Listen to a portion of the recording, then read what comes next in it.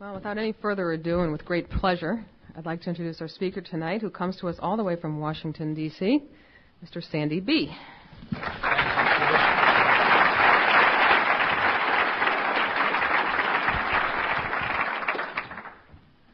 Well, good evening, everybody. My name is Sandy Beach, and I'm an alcoholic. How you all doing?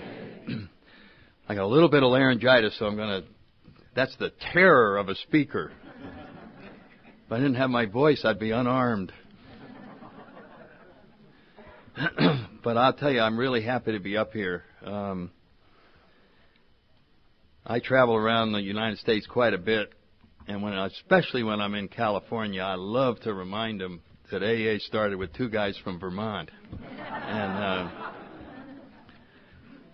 everything else seems to start in California and move across from the West Coast. You know what I'm talking about? And so here we have the greatest social movement, fellowship that has ever been on the face of this earth. And we're right at its origins, where the philosophies and the foundation and the ideals of its two co-founders were hammered in. And it's just nice to be around here. It's just a good feeling, because AA is remarkable. I mean, it's just absolutely remarkable what this fellowship is.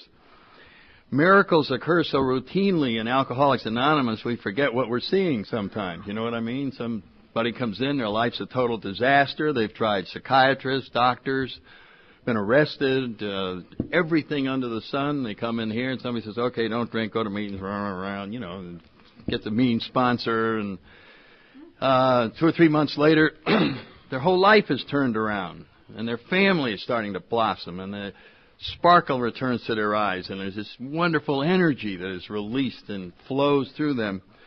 And we all just go, that's right, that's what happens when you come around here,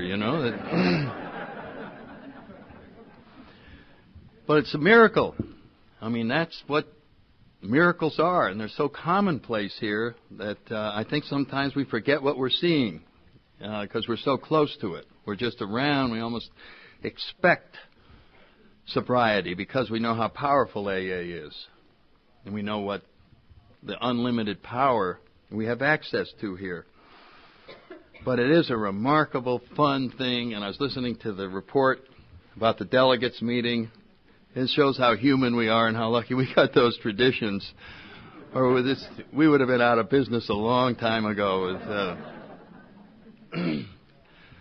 There was, and I'm sure a lot of people know it, but maybe some of the new people don't. There was an organization over 100 years ago in this country that in its first 3 years had over 100,000 sober members. We call it the Washingtonian Society. It started in Baltimore. And it was similar to AA, and it got involved in politics. There were some very worthwhile issues that they felt that they had to take a position on slavery, and we had to take a position on whether booze should be legal or not. And that organization disappeared so fast it'd make your head spin. As soon as it started getting involved in other than its primary purpose. And so we really are lucky to have these traditions, and that somehow Bill Wilson had this insight. He really was a man of vision to see ahead that in spite of his background, and when you think about that, the wheeler-dealer, Wall Street, just got to hit it big, rah, and they end up with AA taking a vow of corporate poverty. I mean, it's just remarkable. We won't accept outside contributions. Millionaires die. They want to leave their money to AA. AA says no. And AA was broke. And they're still saying no. Absolutely wonderful that all of these pieces somehow fit together. Because if they didn't, I don't know where you and I would be today.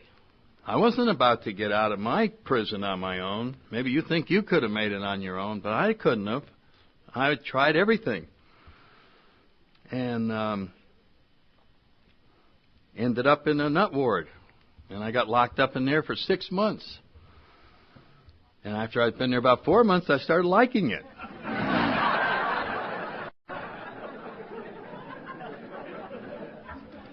It was real safe in there. It was very simple.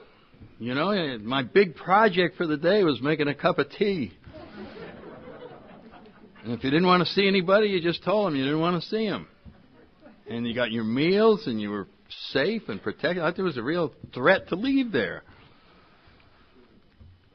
But that's where I ended up, under my own steam, and I had a good upbringing, nice family down in Connecticut, and I was from New Haven. I went to Yale there and got a good education. I got in the Marine Corps. I became a fighter pilot, got married, had 6 kids.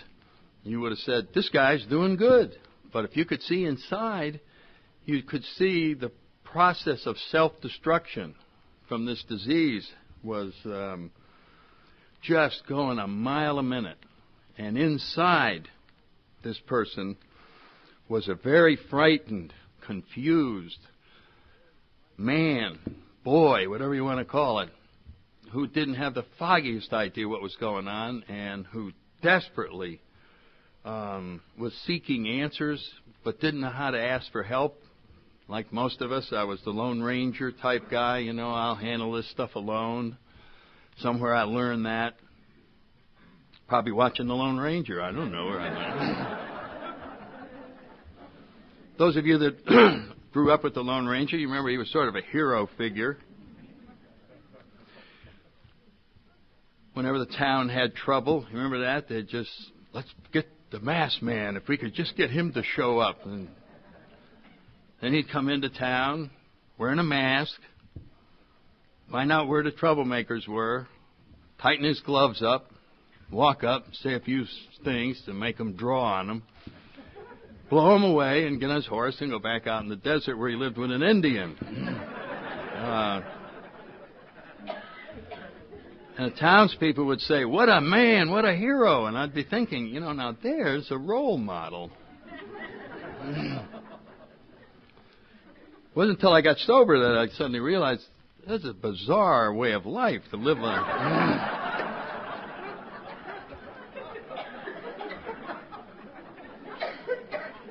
live alone in the desert with an Indian and just go to town to kill people once in a while.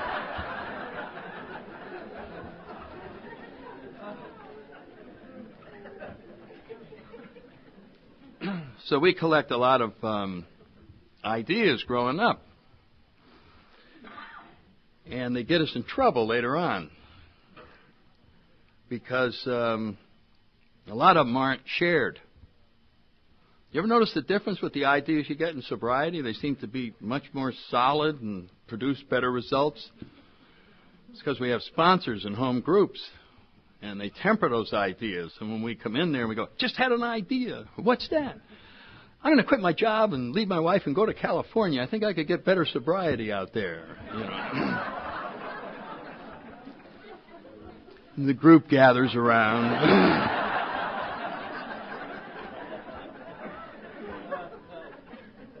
And pretty soon that idea has been modified slightly into, I'm not going to leave my wife and quit my job and go to California. And everybody goes, now you came up with a good idea. The first one was...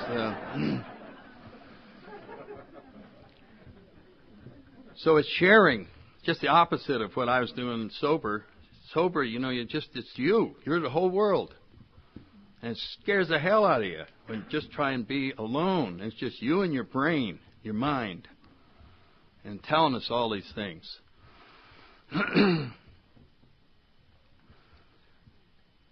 it was a very frightening world to be in. And if you don't share, you just don't get any perspective on your own ideas. And they can intimidate the hell out of you. And you walk around with all kinds of misinformation. Other people are better than you are. You were born rotten and you're going to die rotten. You know, some of those great feelings that help you just go along through life. And and everybody else looks like they understand what's going on. Because they're not sharing either. So we have a very big perception problem. And that's exactly where I was as a teenager and growing up and just wondering what was going on. What was life? Life to me seemed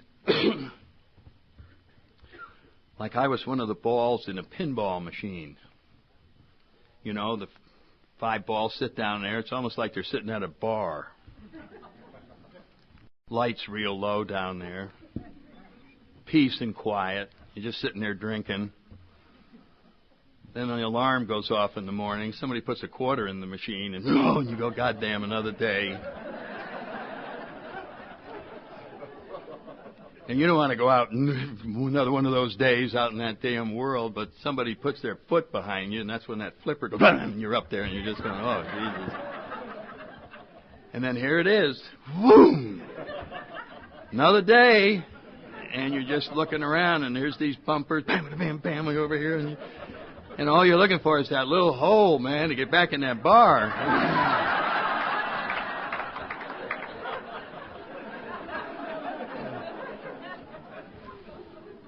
At the end of the day, you know what I mean? And you come in there after some days, and you just go, whoa, what a day. And then other days, somehow miraculous. The ball goes up, and it doesn't hit a thing. You ever see one of those balls in the machine, and it comes down, and it goes, boom, right directly in the hole.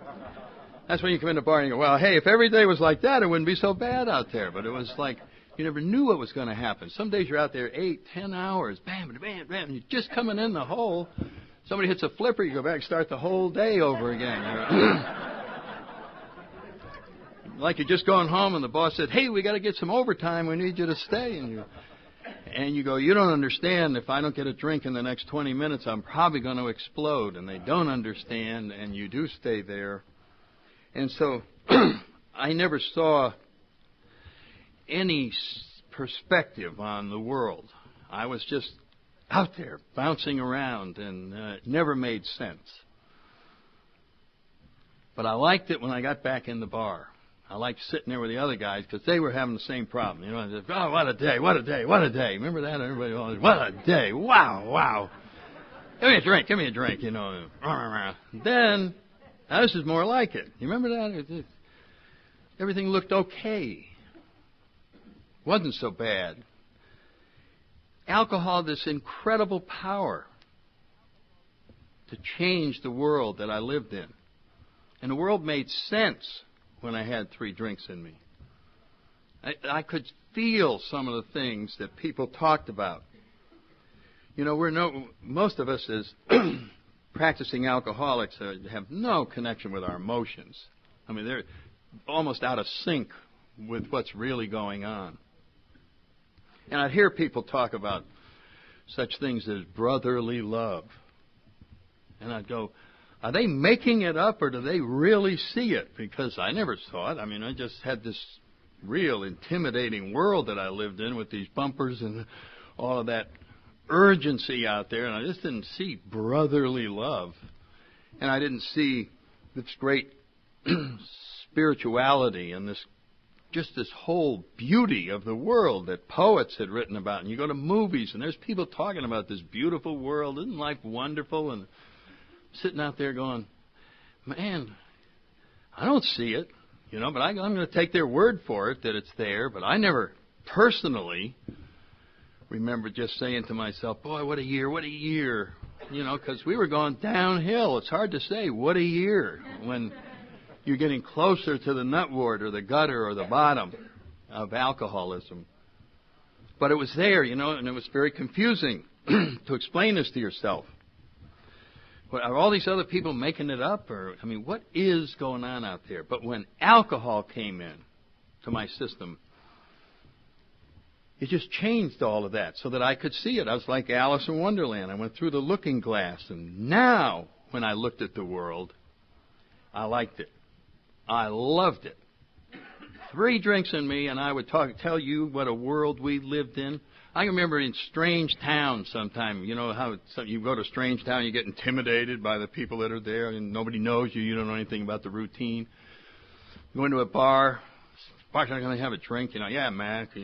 1, 2. A 3rd drink one time. Bartender comes over, and tears are coming down my eyes. And he's going, what's the matter? What's the matter? Nothing's the matter. I've just been overcome by the magnificence of the people in this bar.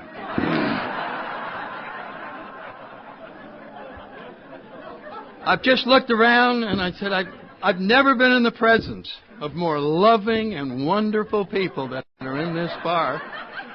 And I can't stop sobbing over the beauty of this situation. And I'd like to buy everybody in here a round of drinks. It's just 6 more drinks, I'm beating the crap out of somebody, you know. But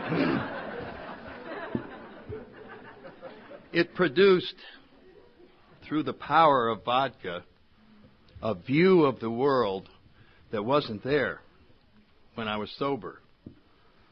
I go along with Clancy, you know, that our real problem was not alcohol, it was sobriety. Every time I was sober, it was awful. That was my problem. I just was sober all the time, and it was awful, and I wanted to do something to fix that problem. And the fix was alcohol. Alcohol took care of sobriety. You know what I mean? I know you know what I mean. I mean, I always say to new people that if your only problem is whenever you drink and you get all screwed up, you don't need us. You got no problem at all if that's your only problem. You're very much like somebody who's allergic to strawberries. You know, we had strawberry shortcake tonight. There are some people who, when they eat those strawberries, they get serious problems. Their body gets all screwed up, and they're sick, and they're passing out, and everything happens. And you go to the doctor, and the doctor says, your problem is strawberries. It's like wonderful news. They diagnose the allergy, and they give this wonderful news, and the person is very happy because they know, with that knowledge, that they will now be able to live a life problem-free from that. But that analogy doesn't hold with the alcoholic. You got all these problems, and you go to the doctor, and he says, I've diagnosed you. You're an alcoholic. Just don't drink. Everything will be fine. And you walk out, and you go, don't drink, and everything will be fine?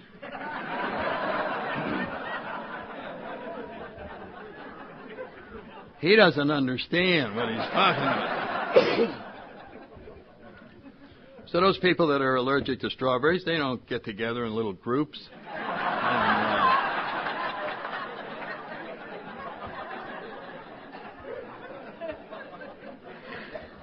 Try and find out what their mother did to them when they were little. How come I have to have ice cream and everybody else have strawberry shortcake? And they just take the knowledge and run with it. But that doesn't do us any good. We could study alcoholism till it's coming out our ears, and it does not help the problem. We can send you down to Rutgers University where you get the advanced degrees and studies on alcoholism. You can send an alcoholic down there. You know, alcoholics are funny. He'd probably go through there and be the tops in his class. When we got all through, the leading expert in the country on alcoholism, you go over there and you say, well, maybe I'll go ask that guy about this illness. Well, you can't ask him right now. He's passed out on the floor. But when he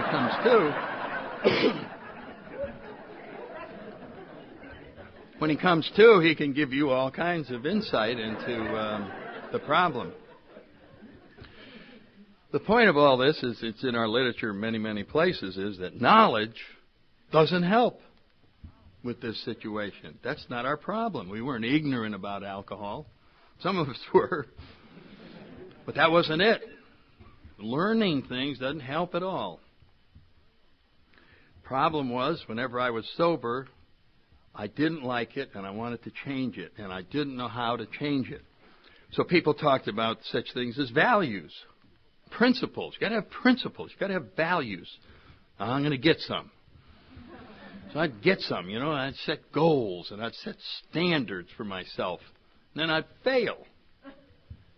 Probably you all did the same thing. And that's why we feel so bad about ourselves. We just, geez, I can't be a good father. I can't be a good employee. I couldn't be a good pilot. I couldn't be anything that I wanted to strive for. I mean, I could make certain achievements, but it was consistency that was lacking because there were these little interruptions. Where is he? He's in jail.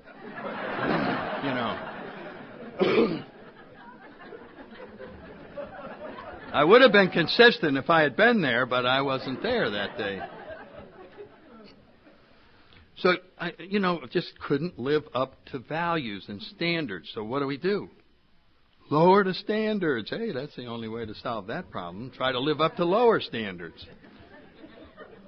Some of us went around drinking in ever lower class bars so that we could still look down on people. You remember that?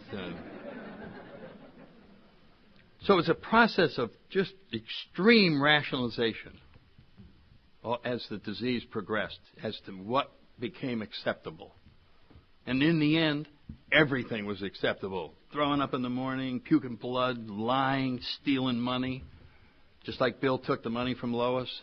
Everything was acceptable. It compromised every value there was. No wonder we feel like committing suicide. It really is such a devastating illness when it strips the dignity of human beings while they pretend that it isn't happening.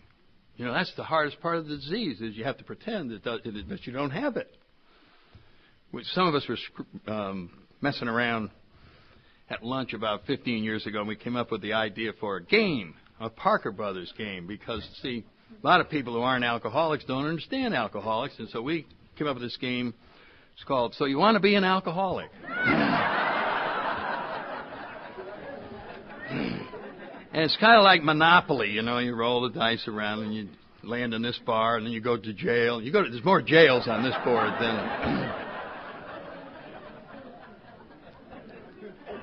than on a regular board. But the big one is when you take a chance. You remember the take a chance there, and you get a card?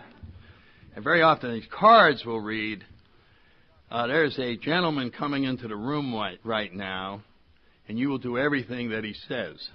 And so this one was, the guy walks in, blindfolds you, takes you off, down to an airplane, flies you to a city. You have no idea what city you're in. Takes you up to a hotel, into a hotel room. We've run up about $1,100 on the room. It's in your name. And we leave you there with just your underwear and $4. And you have to get out of that hotel room and be in New York City in 12 hours for the most important job interview of your life. And you have to take these 2 thumbtacks and jam them into the palm of your hand and pretend they don't hurt the whole time. Now, you tell that to non-alcoholics and they just go, God, that's impossible. No, it isn't.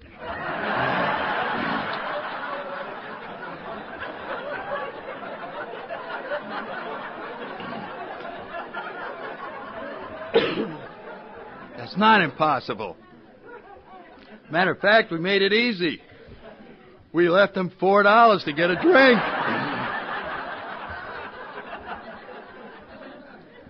Because what is step 1 in solving that problem? Get a drink. Because with the drink comes the intuitive knowledge of how to solve this problem. The 12 promises of vodka are just like the 12 promises in the big book. We will intuitively know how to handle situations.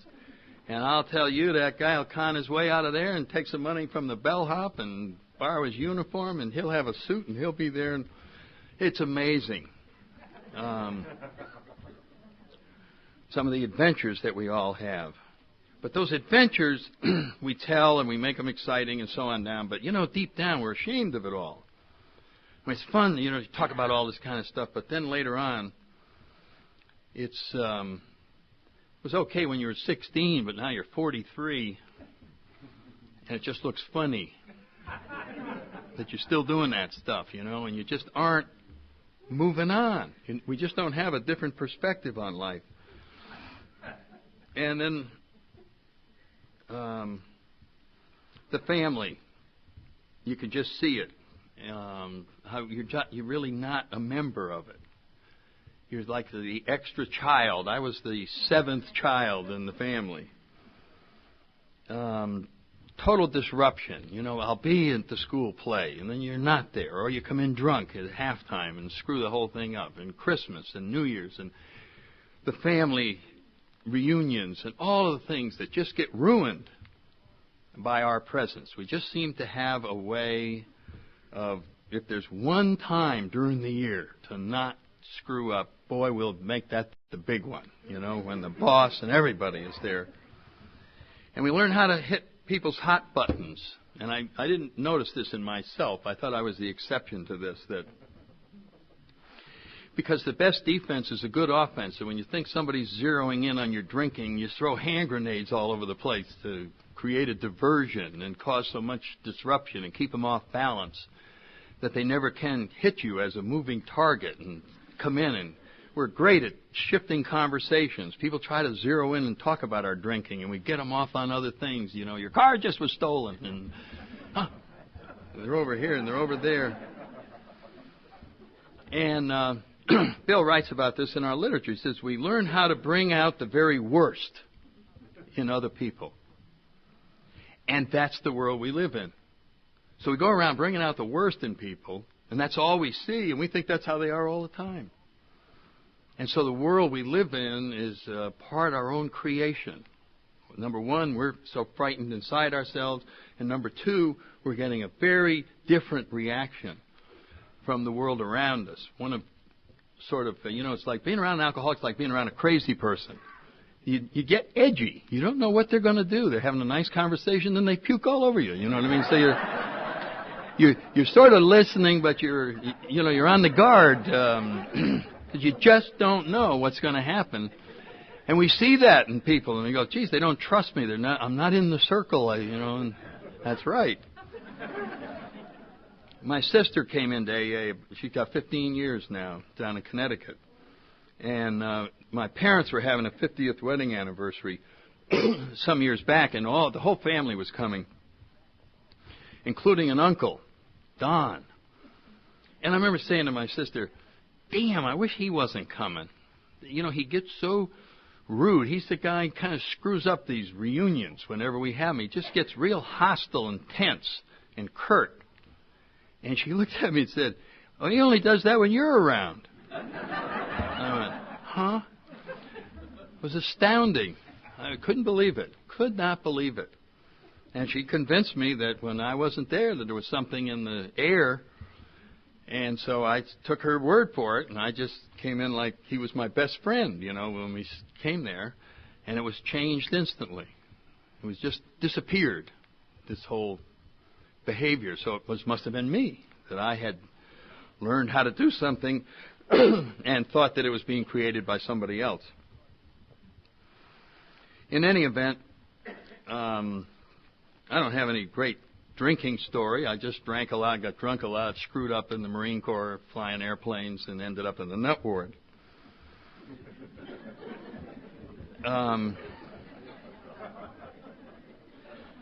I was a primary alcoholic.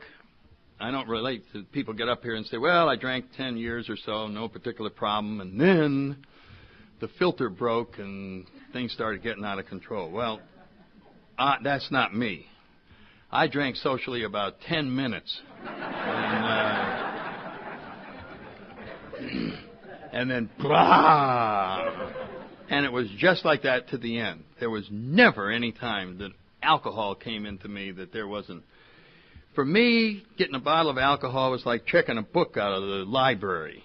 You know what I mean? You get an adventure book, and you go, "Boy, I wonder what this book's about. It looks exciting," and the jacket tells you it's a real exciting travel book or love story or whatever, you go. But you really don't experience the book until you read it. And that's the way it was with a bottle of vodka. You could hold it up and look at it, shake it, smell it, but you didn't know what was in store for you till you drank it, And I wish there was some control over these bottles. I'd go in there and I'd tell the guy, that last bottle I got in here, I got in a big fight and got arrested. So, do you remember what case that one came out of? Because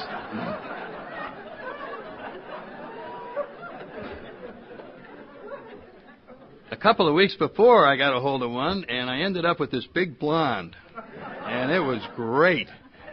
So which box did that one come in? I don't want this one. And the guy said, hey, we don't have them categorized that way. You just got to take your chances. And you never knew what you were going to get, you just... But you always got something. I mean, you did not get no story. I never related to, the line, two guys are in a bar and say, hey, let's get out of here. Nothing's happening. You never heard me say that. If nothing's happening, you're not drinking fast enough. You just stay here. Keep pouring it in. Hey, here's the cops now. Look at that. Something will happen. It's just, you don't just...